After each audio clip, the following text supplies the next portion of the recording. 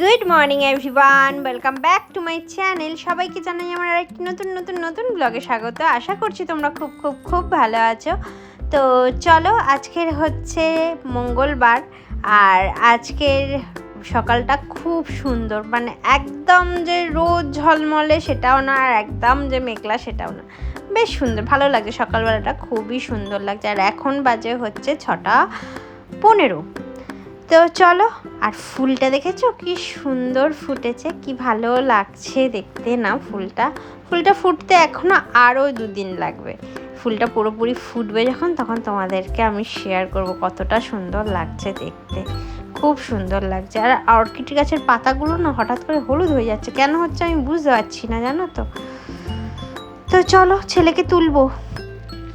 এই দেখো, ইনি এখনো ঘুমাচ্ছে। চলো এনাকে ডাকি, 2বার ডেকেছি তাতে উঠছে না। একবার ঘুম পেলে ব্যাস, উনি আর উঠবে না। এই যে ছাতুগুলো নিয়ে চলে এসেছি, ছাতু খাওয়াবো। অনেক কষ্ট করে তুলেছে। আর এই দেখো, উনি এখনই ফোন ঘাটা শুরু করেছে। চলো খাইয়ে নি, স্কুল যাবে। স্কুলের জন্য বেরিয়ে গিয়েছি, মাঝখানে কিছু ভিডিও আর করা হয়নি। অন্যদিন শেয়ার করবো যে ওকে আমি কীরকম যুদ্ধ করে মানে তৈরি করি। কেউ ফোনটা না ধরলে না ঠিক আমি ভিডিওটা করতে পারি না, যে ওর সঙ্গে আমি কী যুদ্ধ করি। এক হাতে ফোন ধরে আর এক হাতে ওর সঙ্গে যুদ্ধ করা যায় না। তো যা হোক করে জোর করে নামিয়ে নিয়ে এসেছি নিচে। আর স্কুল গাড়ি চলে এসছে আজকের আগে, জানো তো। তো চলো যেতে থাকি। আর একটা গাড়ি নিতে হবে, জানো। আর একটা গাড়িতে উঠে পড়েছি, আর এই যে বসে আছি। আর যে ড্রাইভার সে বাইরে দাঁড়িয়ে আছে। আর ইনি দেখো বদমাইশি এখানেও এসে পড়ে যাচ্ছে, দেখো হাত থেকে ফোন। স্কুলের সামনে চলে এসেছি, রাস্তা থেকে আসাটা না আর দেখালাম না। আর ওখান থেকে এখানে আসার পরেই ছেলে কিছুক্ষণ পরে শুরু করে দিচ্ছে, আমি স্কুলে যাব না। এবার আমি একটু বললাম যে ইন্দ্রদিল দাদার সঙ্গে খেলতে দেবো না, এই করবো না বলে ওকে ঢুকিয়ে দিয়েই পালিয়ে চলে এসেছি। আবার গাড়িতে এসে বসেছি। এই গাড়িটাই আবার আমাকে নিয়ে যাবে মোল্লার গেটে। ওখানে গিয়ে মোল্লার গেটের সামনে দাঁড়াবে। চলো, গাড়ি যখন স্টার্ট হবে তখন আবার কথা হবে। তো স্কুলের সামনে থেকে আমি বেরিয়ে চলে এসেছি, আমার সঙ্গে আরও 2জন আসে। তো চলো বাড়ির দিকে যাই, তারপরে কথা হচ্ছে। বাড়িতে ঢুকেই দেখি মায়ের সব রান্না কমপ্লিট হয়ে গেছে, মা একদম রেডি। আর আমি খাবো একটু চা মুড়ি। স্নান কমপ্লিট করে নিয়েছি, এবার একটু চা মুড়ি খাবো, তার জন্য চা করতে এসেছি।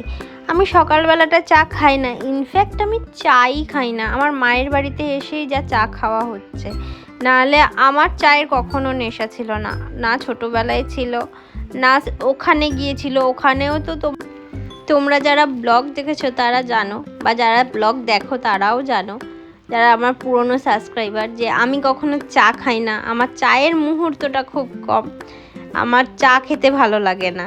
কিন্তু আজকের একটু ইচ্ছা করছে। তোমাদের সঙ্গে একটা জিনিস শেয়ার করি। আমার ইচ্ছা হলো, কারণ মানুষের তো অনেক রকম প্রবলেম।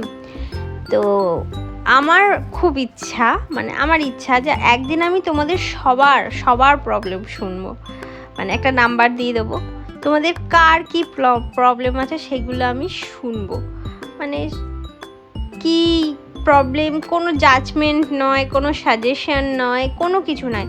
এরকম একটা মানুষ দরকার পড়ে না, যে শুধু শুনবে, কোনো কিছু জাজমেন্ট করবে না যে তুমি কেমন বা তোমার কি, এইসব দেখবে না। সেই রকম হয়ে শুধু শুনবো। কারণ নিজের জীবনে এখন কিছু প্রবলেমের মধ্যে দিয়ে চলছি বলে বুঝতে পারছি যে মানুষের জীবনে কত রকম প্রবলেম হতে পারে, কত কিছু নিয়ে প্রবলেম হতে পারে। তো আমার খুব ইচ্ছা যে আমি একদিন, তো তোমরা আমাকে কমেন্টে জানাও যে আমি এটা ঠিক করছি না ভুল করছি, এই চিন্তাধারাটা ঠিক রাখছি না ভুল রাখছি। ঠিক আছে, তোমরা যদি চাও যে এরকম কিছু সলিউশন বা এরকম কিছু তোমাদের চাই, আমাকে কমেন্টে জানাও, তাহলে আমি একটা সিম তুলবো, নাহলে তুলবো না। তো চলো, অনেক বক করে চাটাও হয়ে গেছে, চাটা ছেঁকে নিই। আমার না এই কাচের কাপের চা খেতে এত ভালো লাগে চিন্তার বাইরে। তার কারণ কি জানো? তার কারণ হচ্ছে এই কালারটা, এই রঙটার, এই যে দেখতে এত সুন্দর লাগে যে আমার এই কাচের কাপে চা খেতে খুব ভালো লাগে। তো এখন আমার খুব ইচ্ছা যে আমার যখন নিজের বাড়ি হবে তখন আমি এই সব জিনিসগুলো সব যত্ন করে তুলে, মানে কিনে রাখবো। আমার খুব ইচ্ছা, কারণ আমি শ্বশুর বাড়িতে কখনোই করতে পারিনি বা আজও পারবো না। মায়ের বাড়িতে তো মায়ের সংসার, তো আমার নিজের বাড়ি যখন হবে তখন আমি এই কাজটা করবই। তো আমি চা আর মুড়ি নিয়ে বসে গিয়েছি খেতে। উপরে ঝুরি ভাজা দেখলেও নিচে কিন্তু মুড়ি আছে, আমি কিন্তু বেশি ঝুরি ভাজা নিইনি। তো চলো খেয়ে নিই, অনেক দেরি হয়ে যাচ্ছে, ছেলেকে আনতে যেতে হবে। গাড়িওয়ালাটা না যেই থেকে কাজে নেমেছে সেই থেকেই লেট করা শুরু করেছে। আমি অলরেডি নিচে চলে এসেছি, 11টা 5 হয়ে গেছে, এখনও আমার গাড়ির পাত্তা নেই। কি হবে কে জানে। বলো, বাচ্চা মানুষ বাইরে বসে থাকলে কাঁদবে না? কারণ ক্লাসে তো থাকতে দেবে না, লনে ছেড়ে দেবে। ওই যে গাড়িটা 11টা 10 এখন গাড়ি আসছে। প্রত্যেক দিন লেট, ছেলেটা যে আমার কত কষ্ট পায় তার নেই ঠিক। স্কুল থেকে বাড়ি আসার পরে আর ভিডিও করা হয়নি। তো এই দেখো সন্ধ্যেবেলায় মানে বিকেলবেলা 5টার সময় উঠে গেল সে নিচে আমার সঙ্গে। ওই জয়মা তারা অরুণদার যে হোটেলের যে খিচুড়ি এইসব নিয়ে এসেছিলো দাদা, সেগুলো নিয়ে আসতে গেলাম নিচে। নিচে ছিল ড্রেন, মানে পাড়টা যখন হচ্ছিলাম তখন ছিল ড্রেন, তোমাদের আমি পরে দেখাবো জায়গাটা। মানে একটা গর্ত ছিল, এবারে আমি ওকে বললাম পাপা সাবধানে পা দিস। ওমা, আমি বলে সবে ঘুরিয়েছি চোখটা, তার মধ্যে দেখি ও ড্রেনের মধ্যে ঢুকে গেছে আর পুরো পাটা ছিলে গেছে। কিভাবে ওর পাপা যদি দেখে একবার, আমাকে তো আগে চিবিয়ে খাবে তারপরে কথা বলবে। পায়ে ওষুধ লাগিয়ে দিয়েছি, খুব কাজ ছিল সেই সময়, তারপরে ঠিক হয়ে গেল।